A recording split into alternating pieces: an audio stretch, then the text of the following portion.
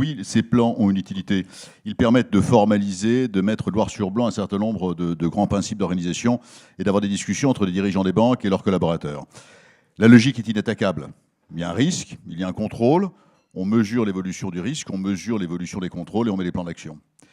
Alors maintenant, ça c'est très bien. Maintenant, il y a des aberrations. Et alors je vais en citer deux qui m'ont beaucoup amusé.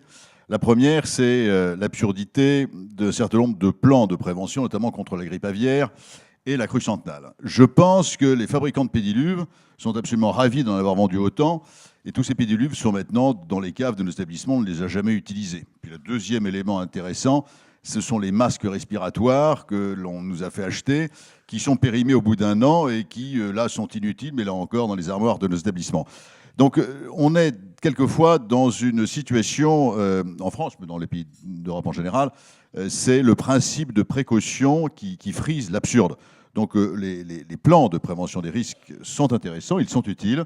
Il faut maintenant éviter cette politique débridée de prévention. Mais pour revenir à un sujet plus sérieux, et pour terminer sur ce sujet, moi je voudrais revenir sur l'ordonnance du 20 août 2015 qui transpose la directive Bank Recovery and Resolution Directive, qui demande aux établissements, ce qui est important, de rédiger un plan de rétablissement qui est ensuite discuté avec l'autorité de contrôle, qui elle-même va rédiger un plan de résolution. Et ça présente l'avantage, je le dis très sincèrement, donc je suis positif sur ce point-là, Vincent Moffi, je suis désolé, je suis positif, je ne suis pas critique, de préparer tous les acteurs à une intervention préventive, comme j'ai eu l'occasion d'en régler quelques-unes.